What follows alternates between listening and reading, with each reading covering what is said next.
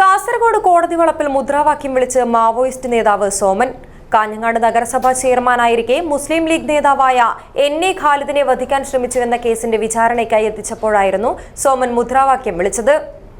വന്ധ്യതാ ചികിത്സാ രംഗത്ത് വിദഗ്ധവും നൈപുണ്യവുമായ പ്രവർത്തനം കാഴ്ചവെച്ചുകൊണ്ട് ഡോക്ടർ ജയലക്ഷ്മി സൂരജിന്റെ നേതൃത്വത്തിലുള്ള ഡ്രീം ഫ്ലവർ IVF സെന്ററിന് കേരളത്തിൽ സ്വീകാര്യത ഏറിവരികയാണ്. Dream flower IVF centre, bank road, Kasaragod. അവസാനിപ്പിക്കുക, പശ്ചിമഘട്ടത്തെ സംരക്ഷിക്കാൻ ജനങ്ങൾ തെരുവിലിറങ്ങുക, പശ്ചിമഘട്ടത്തെ സംരക്ഷിക്കാൻ ജനങ്ങൾ തെരുവിലിറങ്ങുക.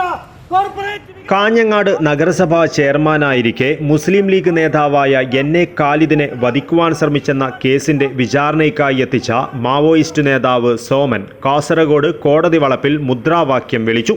കനത്ത സുരക്ഷയോടെയാണ് സോമനെ ചൊവ്വാഴ്ച കോടതിയിൽ ഹാജരാക്കിയത്. ജീപ്പിൽ നിന്നും ഇറക്കുന്നതിനിടയിലാണ് സോമൻ മുദ്രാവാക്യം വിളിച്ചത്. പശ്ചിമഘട്ടം സംരക്ഷിക്കുക, കോർപ്പറേറ്റ് ശക്തികളെ നിലയ്ക്ക് നിർത്തുക, ഇൻക്വിലാബ് സിന്ദാബാദ്, സാമ്രാജ്യത്വം തുലയട്ടെ തുടങ്ങിയ മുദ്രാവാക്യങ്ങളാണ് സോമൻ മുഴക്കിയത്. കോർപ്പറേറ്റ് വികസനം അവസാനിപ്പിക്കുക, കോർപ്പറേറ്റ് വികസനം അവസാനിപ്പിക്കുക, ദുരന്തങ്ങൾ ആവർത്തിക്കാതിരിക്കാൻ കോർപ്പറേറ്റ് വികസനം അവസാനിപ്പിക്കുക. കൂടുതൽ മുദ്രാവാക്യം വിളിക്കുവാനുള്ള സോമന്റെ ശ്രമം സുരക്ഷാ ചുമതലയിലുണ്ടായിരുന്ന പോലീസ് ഉദ്യോഗസ്ഥർ തടഞ്ഞു. കാഞ്ഞങ്ങാട് നഗരസഭാ ചെയർമാനായിരിക്കെ 2007 NA ഖാലിദിനെ വധിക്കുവാൻ ശ്രമിച്ചതിന് ഹൊസ്ദുർഗ് പോലീസ് സോമൻ ഉൾപ്പെടെ 10ഓളം പേർക്കെതിരെ കേസെടുത്തത്. ഒളിവിലായിരുന്നതിനാൽ സോമനെതിരെയുള്ള കേസ് കാസർഗോഡ് ജില്ലാ അഡീഷണൽ സെഷൻസ് കോടതി 2 തുടരുകയായിരുന്നു.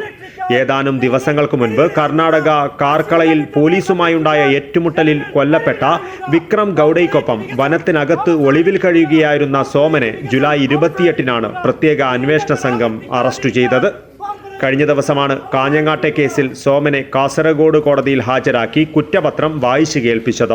കേസിൽ ചൊവ്വാഴ്ചയാണ് വിചാരണ ആരംഭിച്ചത്. സോമനെ ഹാജരാക്കുന്നത് പരിഗണിച്ച് കോടതിയിലും പരിസരത്തും കനത്ത സുരക്ഷയായിരുന്നു ഏർപ്പെടുത്തിയിരുന്നത്. News bureau, Kasaragod.